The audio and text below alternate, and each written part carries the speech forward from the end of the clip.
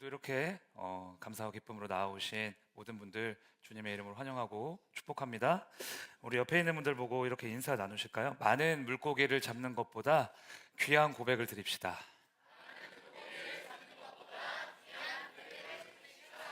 네, 길죠? 그래서 한 번만만 더 할게요. 옆에 있는 분에게 다시 한 번만. 많은 물고기를 잡는 것보다 귀한 고백을 드립시다.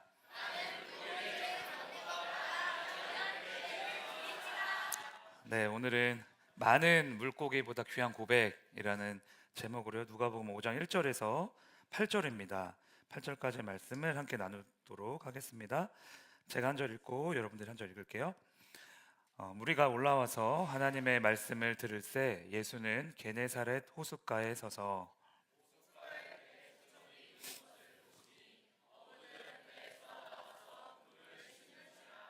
예수께서 한 배에 오르시니 그 배는 시몬의 배라. 육지에서 조금 떼기를 청하시고 앉으사 배에서 무리를 가르치시더라.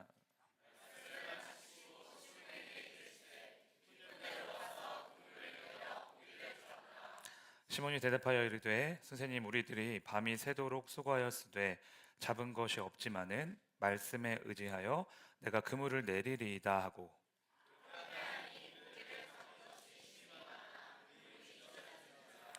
이에 다른 배에 있는 동무들에게 손짓하여 와서 도와달라 하니 그들이 와서 두 배의 채움에 잠기게 되었더라. 시몬 베드로가 이를 보고 예수의 무릎 앞에 엎드려 이르되 주여, 나를 떠나소서, 나는 죄인이로소이다 하니. 아멘. 네, 오늘 본문은 우리에게 너무나 친숙하고 또 유명한 말씀이죠. 물고기를 잡지 못하고 있던 베드로가 예수님의 말씀을 의지해서 그물을 내렸더니 많은 물고기를 잡게 됐다는 내용입니다. 그런데 우리가 그동안은 이 본문을 보면서 베드로가 많은 물고기를 잡았다, 이것에 많은 좀 포인트를 두고 성경을 보고 있지 않았나라는 생각을 하게 돼요. 제가 주일학교 때도 예배 시간에 그 주일학교 선생님들이 이렇게 많은 물고기를 가져오셔가지고 막 이렇게 붙여주시면서 예수님 믿으면, 예수님 말씀을 잘 믿으면 이렇게 많은 물고기를 잡을 수 있어 라고 이렇게 이야기를 해주셨던 기억이 있거든요. 그래서 많은 물고기를 잡으려면 예수님 말씀을 잘 들어야 되고 잘 믿어야 되는구나 라고 생각을 했었던 것 같아요. 그런데 이 본문을 자세히 보면요, 많은 물고기를 잡은 것보다 귀한, 더 귀한 베드로의 고백이 숨겨져 있습니다.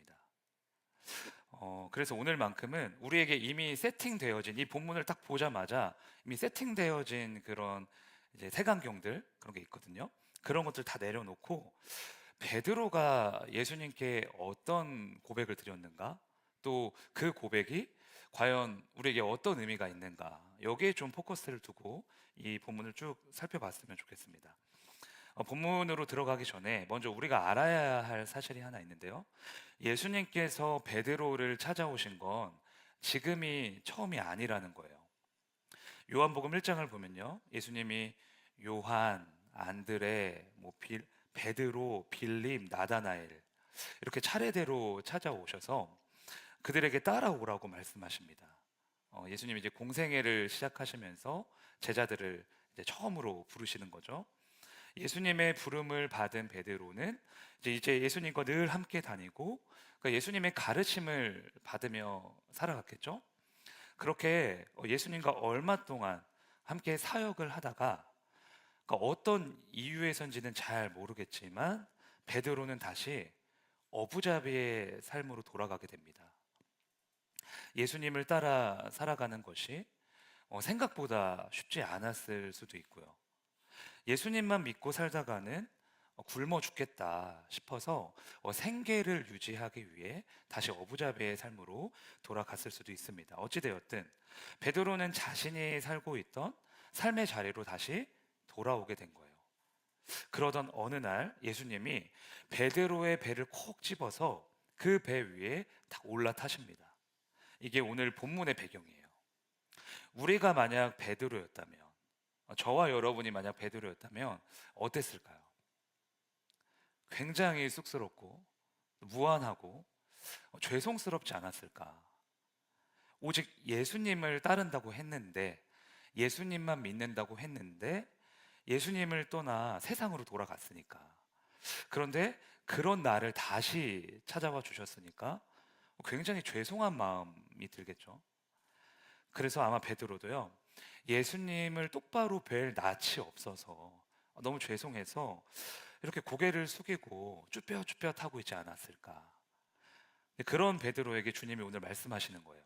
자, 4절 말씀인데요. 한번 볼까요? 같이 읽읍시다. 시작.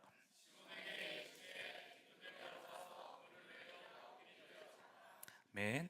베드로를 찾아오신 예수님은요, 베드로에게 뭐라고 말씀하시죠? 깊은 데로 가서 그물을 내려 고기를 잡으라. 그런데 이제 베드로 입장에서는 이 말씀을 받아들이는 것 자체가 쉽지가 않았어요. 왜냐하면 지금 베드로는 믿음이 그렇게 충만한 상태가 아니잖아요. 앞서 말씀드렸듯이 예수님을 한번 따라갔다가 힘들어서 다시 돌아온, 그러니까 그 정도의 믿음의 수준이거든요. 그러니까 지금 베드로에게는 예수님이 나의 전부가 아닌 거죠. 그래서 베드로는 예수님을 주님이라고 하지도 않고요, 선생님이라고 부릅니다. 선생님. 당시 이스라엘에서 율법을 가르치는 사람을 랍비, 즉 선생님이라고 불렀거든요. 지금 베드로는 예수님을 딱 그 정도로 생각하고 있는 거예요. 그러니까 온 세상을 구원할 구원자나 모든 열방을 다스리시는 통치자, 이렇게 인정하지 않습니다. 그냥 선생님 정도로만, 딱 그 정도의 수준으로만, 랍비 정도로 이제 예수님을 믿고 있는 거죠. 게다가 예수님은 베드로가 보기에는 나사렛이라는 시골 깡촌에서 올라온 젊은 목수예요.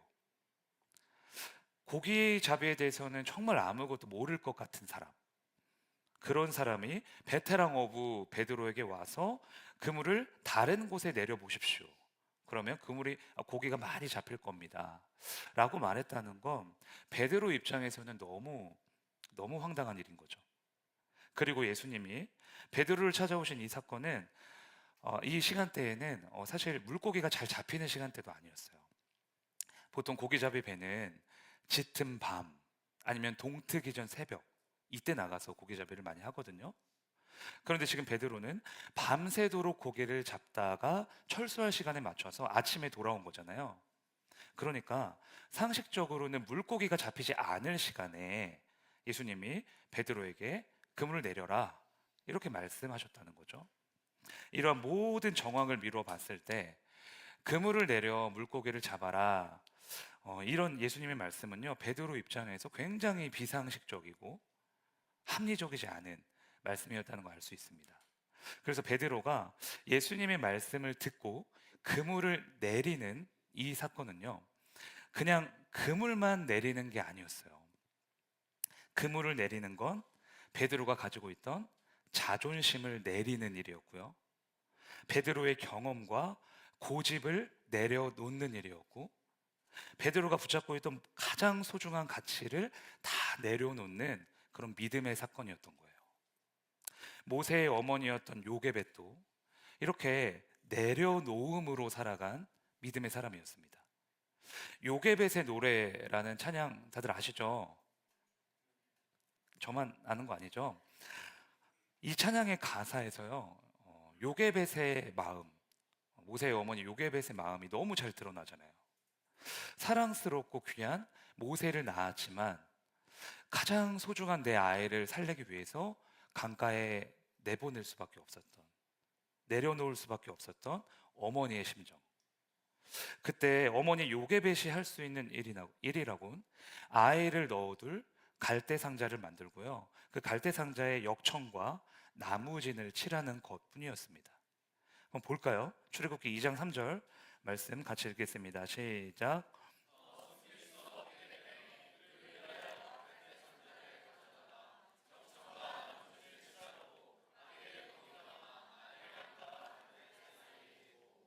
맨. 내가 낳은 아이를, 그 나보다 더 사랑하는 나의 자녀를 강가에 내보낸다, 흘려보낸다. 이런 운명 앞에서 어머니의 심정은 어땠을까? 이런 절망적인 순간에요, 이 출애굽기 본문에서 굉장히 눈에 띄는 단어가 하나 있습니다. 3절에서 요게벳이 아이를 상자에 담았다고 하는데, 이 상자는 히브리어로 테바라는 단어예요. 근데 이 테바라는 단어는 딱 이곳과 노아가 만든 방주, 성경 전체에서 이 두 군데에서만 사용이 됩니다. 결국 요게벳이 아이를 담은 갈대 상자와 노아가 만든 방주는요, 성경적으로 같은 의미를 가지고 있다는 걸 알 수 있어요. 사실 노아도 자신의 삶을 다 내려놓고 방주를 만든 거잖아요. 세상의 모든 기준과 그 자신의 생각을 다 내려놓고 자신의 인생을 방주 만드는 일에 다 바친 거죠. 요게벳 또한 그 무엇과도 바꿀 수 없는 나의 아이를 강가에 내려놓습니다. 내려놓으니까 어떻게 됩니까? 하나님이 그 상자를 직접 운행하세요. 그리고 그 상자를 인도하시고 하나님의 때에 그 상자를 건져내십니다. 자신의 것을 내려놓자 하나님의 구원의 역사가 시작되는 거죠. 이처럼 하나님을 믿는 믿음의 출발점은요, 내가 가진 것을 내려놓는 것에서부터 시작이 됩니다.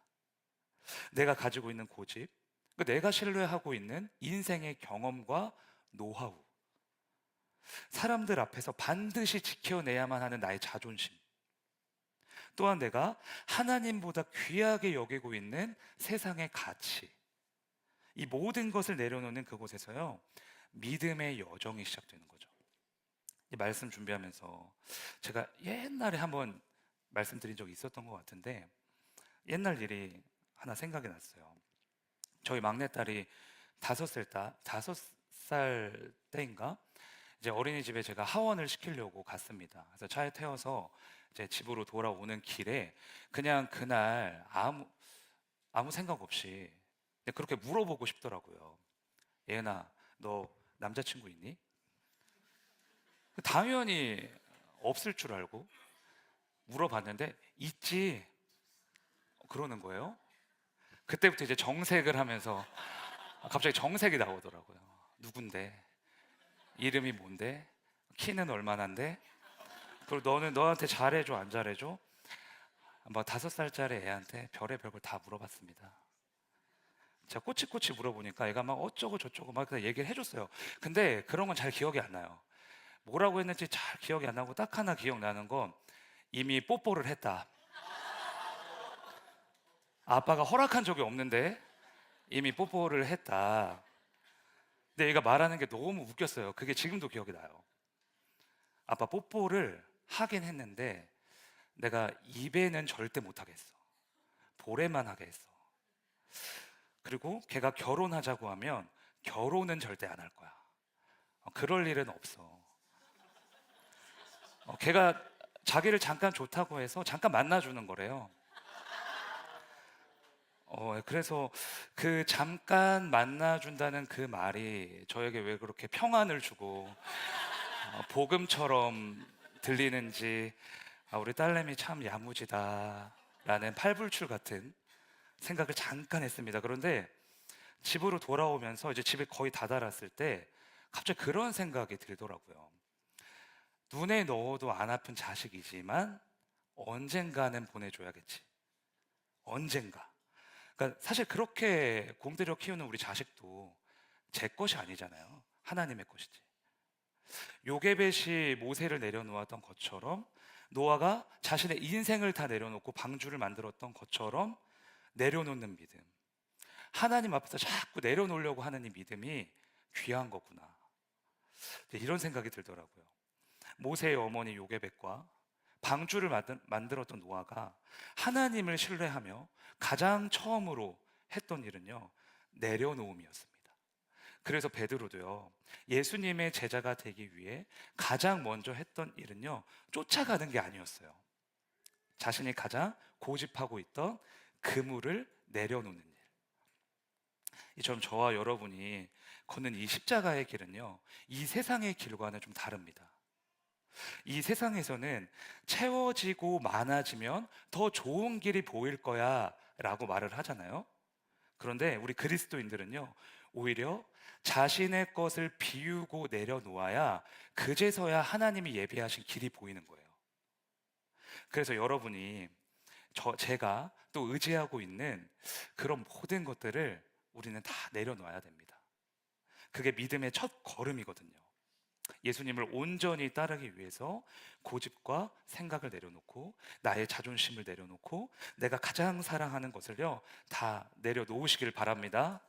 우리의 것을 내려놓을 때 하나님께서 우리의 인생을 직접 운행해 주시는 그 역사가 임할 줄로 믿습니다. 네, 저를 따라 고백합시다. 나의 그물을 내려놓습니다. 5절 말씀 이제 한번 볼까요? 같이 읽겠습니다. 시작.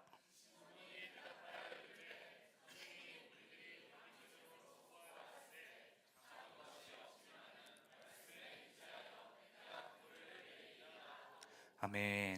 지금 우리가 읽은 이 개역개정 성경에서는요, 쭉 잠깐만 띄워주세요. 말씀에 의지하여 그물을 내리겠습니다라고 이렇게 나오죠. 이렇게 보면 베드로가 진짜 믿음이 좋아서 정말 믿음이 충만해서 말씀을 의지해서 그리고 또 예수님의 말을 의지해서 그물을 내린 거구나라고 생각할 수 있는데요. 사실 원문을 보면 의지하다라는 단어 자체가 없습니다. 그래서 ESV 영어 성경에서도요, 이 부분을 이렇게 번역을 했어요. 한번 보여주시겠어요? 저보다 발음이 훨씬 좋은 지안이 있나요? 지안이가 한번 읽어주세요.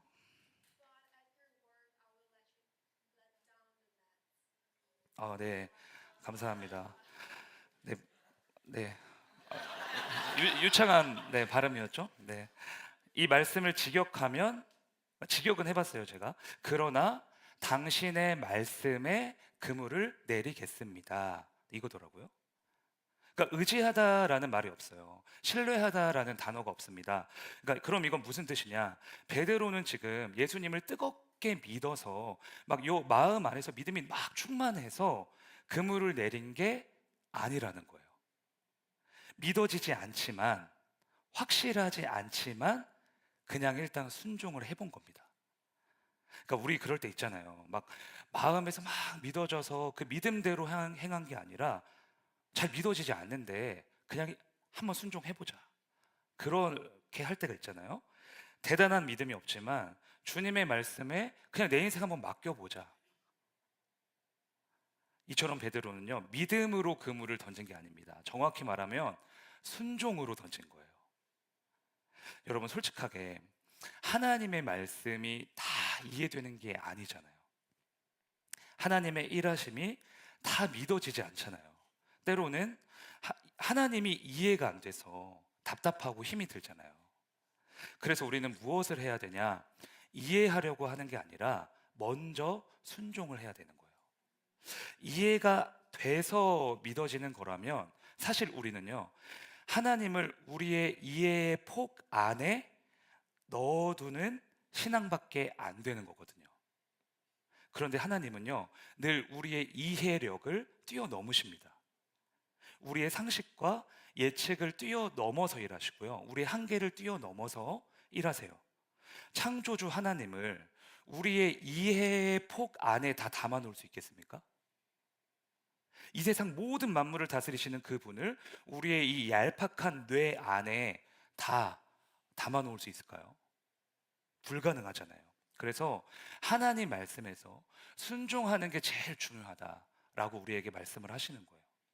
이해가 안 될 때, 하나님의 일하심이 느껴지지 않을 때, 내 생각과 다를 때 일단 먼저 순종해 보는 거. 일단 그 말씀에 던져 보는 거. 믿져야 본전이다 라는 말처럼 대단한 믿음이 없어도 주님께 일단 맡겨보는 거. 그게 중요하다라는 거죠. 순종하면 그 다음에 천천히 이해가 됩니다. 그러니까 이런 거잖아요.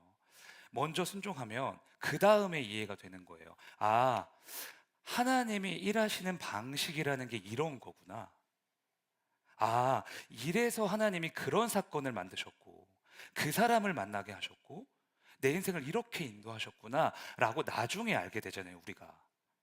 그래서 항상 순종이 먼저여야 된다 라고 말씀하시는 거예요. 그런데 지금 우리가 살아가는 이 세대는 순종을 경멸하죠. 순종을 철저히 무시하고요, 조롱합니다. 이 세상에서 말하는 자유의 정의가 무엇입니까? 내 마음대로 내가 하고 싶은 대로 다 하는 거. 권위와 질서를 철저하게 무시해요. 그래서 광고에 이런 거 자주 나오잖아요. 너의 꿈을 펼쳐봐. 너의 마음대로 해봐. 너가 인생의 주인이야. 너를 막을 수 있는 건 아무것도 없어. 그러면서 순종하는 사람을 바보로 만들어요. 지금이 어느 시대인데 그렇게 순종 타령이냐? 자유롭게 살아야지. 나 자신이 중심이 되고, 내가 주인이 되고, 내가 하고 싶은 거 다 하면서 살아야지. 누구의 말을 들을 필요가 있느냐? 이게 지금 우리가 살아가고 있는 세상의 전반에 깔려있는 사상이에요. 순종하지 마. 너가 삶의 기준이 돼. 너가 하고 싶은 대로 다 해도 돼. 그게 정답이야. 세상의 권세를 잡고 있는 사단의 영들이 사람들을 그렇게 세뇌시키고 조종하고 움직이는 거죠. 그래서 다들 그런 줄 알고 살아가는 거예요. 그게 진짜 자유인 줄 알고. 그런데 성경에서 말하는 자유는 무엇입니까?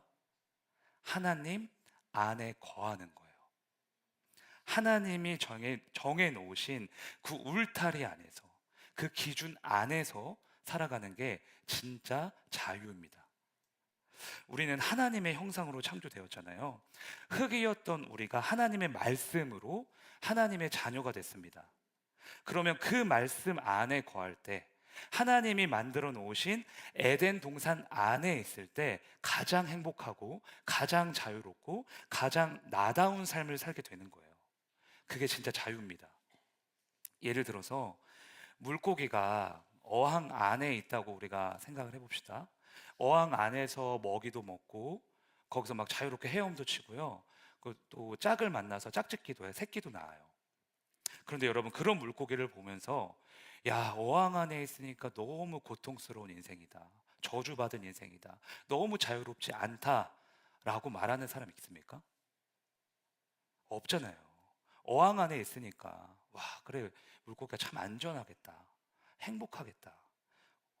너무 물고기에게 딱이다 라고 생각을 하잖아요. 마찬가지라는 거예요. 우리는 하나님 말씀 안에 있을 때, 하나님 말씀에 순종할 때 가장 자유하고요, 행복한 인생이 됩니다. 그래서 이해가 안 될 때요, 순종하라고 하시는 거예요. 우리를 조종하려고 순종하라고 하시는 거 아니고요.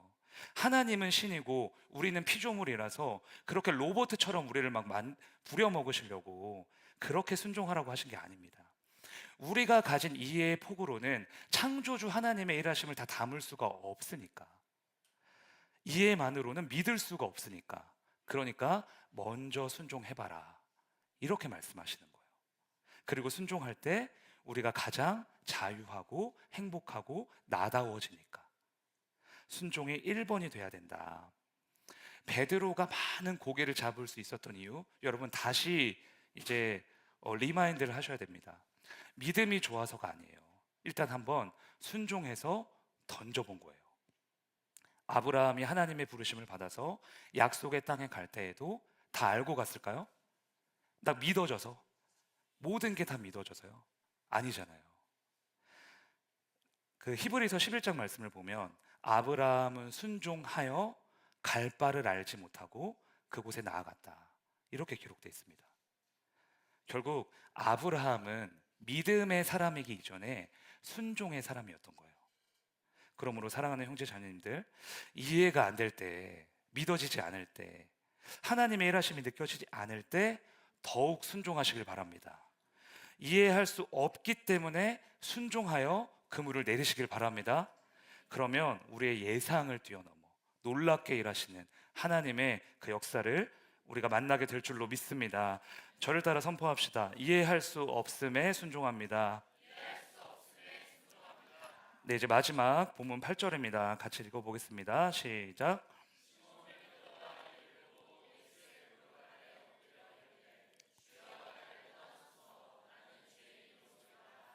아멘. 베드로는 이제 자신의 것을 내려놓고 주님 말씀에 순종해서 많은 물고기를 잡게 됐습니다. 이제 예수님이 베푸신 기적을 몸소 이제 체험한 거죠. 이제 상상해 보세요. 이제 우리가 이런 큰 기적을 체험했어요. 그러면 뛸 듯이 막 기쁘고 막 감사하고, 역시 하나님 살아 계시는구나. 이게 이제 마땅한 반응 아니겠습니까? 그런데 8절 말씀을 보면 베드로가 그다지 기뻐하지 않는 것 같아요. 오히려 예수님 무릎 앞에 엎드려서 주님, 제가 죄인이었습니다 라고 고백을 하죠. 여기서 우리가 가장 주목해야 할 단어, 주님입니다. 아까 베드로가 예수님을 뭐라고 불렀다고 그랬죠? 네, 선생님, 랍비요. 하지만 하나님 말씀에 순종해서 기적을 경험하자, 내 앞에는 이 분이 선생님이 아니라 내가 목숨을 걸고 따라가야 할 구원자이셨구나, 주님이셨구나를 깨닫게 된 거예요. 그리고 예수님이 주님이시라는 사실을 깨달은 것 동시에 깨달은 사실이 하나 더 있었는데, 자기 자신이 너무나 악한 죄인이었다는 거예요. 왜냐하면 베드로는 예수님이 이런 분인지도 모르고 예수님을 랍비 정도로만 생각했었잖아요. 그냥 자신의 잣대로 예수님을 판단한 거죠. 그래서 예수님을 제대로 믿지도 않았고요. 그런데 예수님이 진짜 나의 주님이라는 걸 깨닫게 되자 자신이 얼마나 큰 죄인이었는지를 선명하게 보게 됩니다. 이처럼 주님의 주님 되심을 알고 주님의 크심을 알게 되면요, 우리는 그제서야 내가 얼마나 악했고 교만한 죄인이었는지를 깨닫게 돼요. 하나님의 하나님 되심을 알면 알아갈수록 우리의 신앙이 겸손해지는 거죠. 그래서 신앙의 연조가 있는 권사님들이나 장로님들, 가끔 이렇게 제가 대화를 해보면 이런 고백을 정말 많이 하시는 것 같아요. 제가 죄인이죠. 다 저의 허물이죠. 다 저의 것이죠. 이런 고백을 정말 많이 하시더라고요. 제가 보기에는 아닌데, 뭐 그 정도까지 말씀하실 게 아닌데 항상 그렇게 고백하세요. 다 나의 죄입니다. 나의 허물입니다.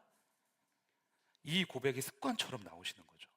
저는 저와 여러분의 신앙의 그 분량이, 믿음의 분량이 여기까지 성장해야 된다고 생각합니다. 내 삶을 내려놓고 주님 말씀에 순종해서 하나님의 하나님 되심을 알게 되었다면 그 다음에 우리 입술에서 터져 나와야 할 말은요, 주님, 내가 죄인이었습니다. 주님, 내가 참 모자랐습니다. 주님, 내가 주님을 주님으로 믿지 못하는 그런 악한 죄인이었습니다 라는 이 겸손과 회개의 고백인 것 같아요. 그리고 이 겸손의 고백이 되어지려면 주님 앞에서뿐만 아니라 아내와 남편에게 서로 하셔야 됩니다. 정말 싫어도 하셔야 돼요. 교만하지 말아야지, 겸손해야지, 이렇게 혼자 생각하고 결단한다고 겸손해지는 게 아니거든요. 나는 죄인입니다. 나는 부족합니다. 나는 모자랍니다. 이렇게 내가 먼저 마음속 깊이 인정하고 이 고백을 상대방에게 선포할 때 내 안에 있는 교만이 떠나가고 예수님의 겸손이 들어오게 되는 거예요. 가정에서, 직장에서요, 모든 인간관계에서 내가 죄인이야, 이렇게 고백하셔야 됩니다. 그 관계에서요, 너가 죄인이야, 너가 잘못했어, 너가 부족했잖아 라는 고백이 나오고 있다면 우리는 이미 사단의 관계에 놀아나고 있는 거예요. 승리하는 가정은, 승리하는 하나님의 자녀는 절대 이렇게 말하지 않습니다. 내가 죄인이라고 하지, 상대방의 죄인이라고 정죄하지 않아요. 상대방의 잘못과 부족함이라고 지적하지 않습니다. 그래서 가장 가까운 가족, 가장 가까운 친구, 가장 가까운 우리 교회 공동체 이 안에서요, 내가 죄인입니다 라는 고백을요, 더 많이 자주 고백하시길 바랍니다. 주님의 주님 되심을 알아갈수록, 주님의 은혜를 더 깊이 깨달아 갈수록 나의 죄인됨을 철저히 인정하는 거죠. 그래야만 우리 안에 예수님의 겸손과 십자가의 능력이 임하게 되는 거예요. 그래서 우리 시간에 옆에 있는 분들 보고 한번 고백해 볼까요? 내가 죄인입니다. 내가 부족했습니다. 내가 죄인 중에 괴수입니다. 여러분 아멘이십니까? 내가 죄인이라는 거, 내가 가장 부족한 사람이라는 거 매 순간 인정하시고요, 고백하시길 바랍니다. 그래서 우리 모두가 예수님의 겸손을 닮아가는 예수님의 제자가 되기를 주님의 이름으로 축복합니다. 네, 저를 따라 선포합시다. 내가 가장 악한 죄인임을 인정합니다. 네, 오늘은 많은 물고기를 잡은 것보다 더 귀한 베드로의 고백을 받습니다. 나의 그물을 내려놓겠다는 고백, 주님 말씀에 순종하겠다는 고백, 내가 죄인이라는 고백이 저와 여러분의 삶 가운데 늘 충만하기를 축복합니다. 이 믿음의 고백이 우리의 실제적인 삶이 되어질 때 넘치도록 채우시는 하나님의 은혜가 임할 줄로 믿습니다. 네, 오늘은 전능하신 나의 주 하나님 찬양하시면서 우리 오늘 이 말씀 들은 고백을 하나님께 올려드렸으면 좋겠습니다.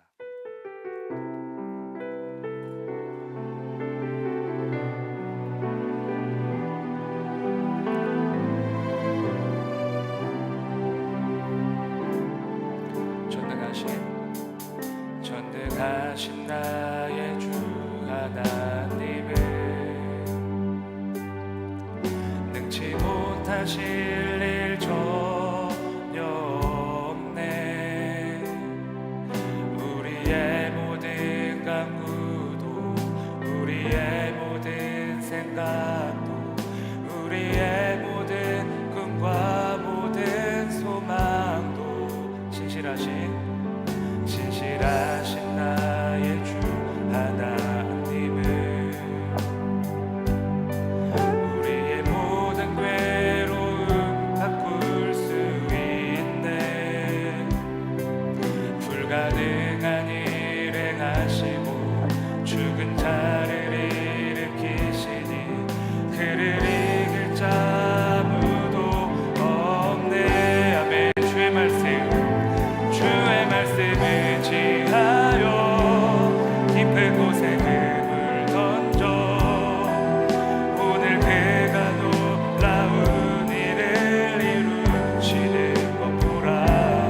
주의 말씀을 지하여 믿음으로 금을 던져 믿는 자에게 능치 못함 없네. 주의 말씀을 지하여 주의 말씀을 지하여 깊은 곳에 금을 던져 오늘 그가 놀라운 일을 이루시는 것 보라.